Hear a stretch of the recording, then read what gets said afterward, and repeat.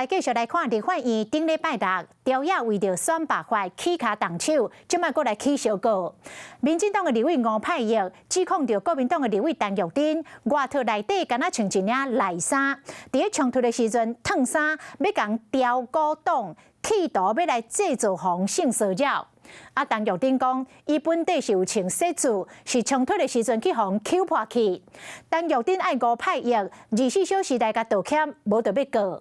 已经超过24小时无道歉，陈玉珍再去告这个吴派业，要求赔偿150万。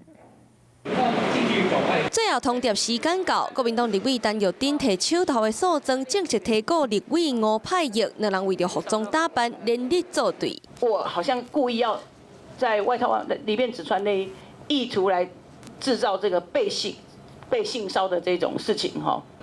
我也给了吴佩1天的时间，让他去求证，如果错误，请他更正，死不认错。拉下拉链是你，脱序演出也是你。盼望我们立法院所有的同事，大家要尊重自己的工作。来看当日的情形，陈玉珍原本穿乌色的靴子，不过在冲突当中，敢若互人掠破。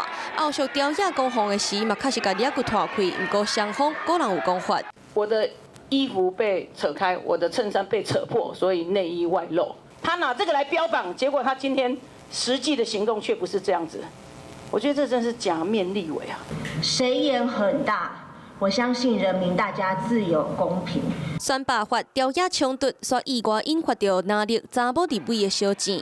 陈玉珍的同事饲卡心哥脱衫来声援，为清查冤家女权，即马双方公开指喙。陈玉珍求偿150万，双方虽然同事一场，不过落尾敢若会当法院相见。Hello， 我是郑慧良。想要抢先掌握最及时的新闻资讯吗？赶快订阅、按赞、开启小铃铛，锁定华视新闻的 YouTube 频道。